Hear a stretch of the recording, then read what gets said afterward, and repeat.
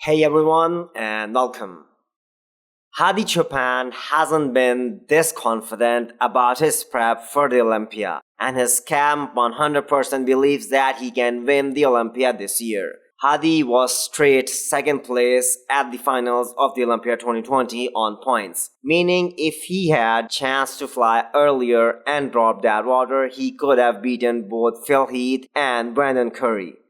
Hadi Choopan's consistency with conditioning makes him the biggest threat for Big Ramy.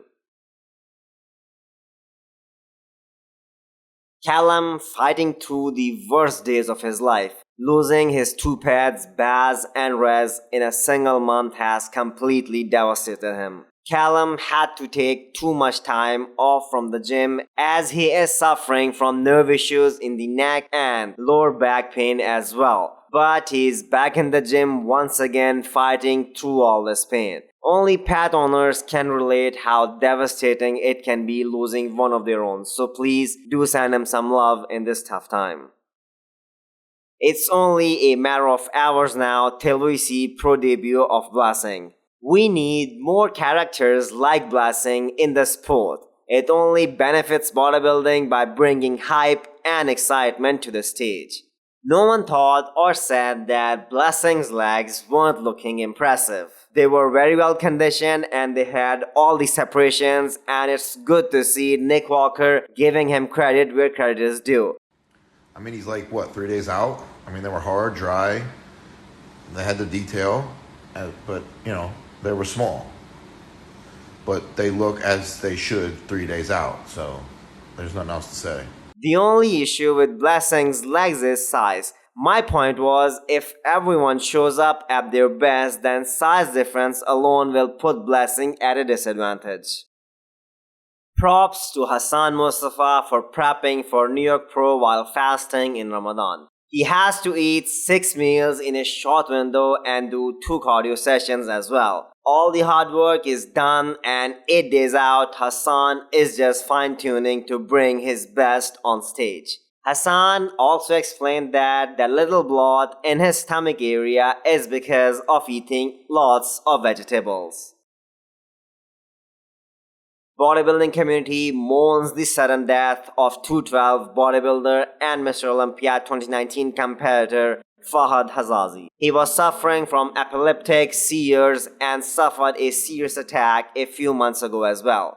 The exact cause of death is still unknown.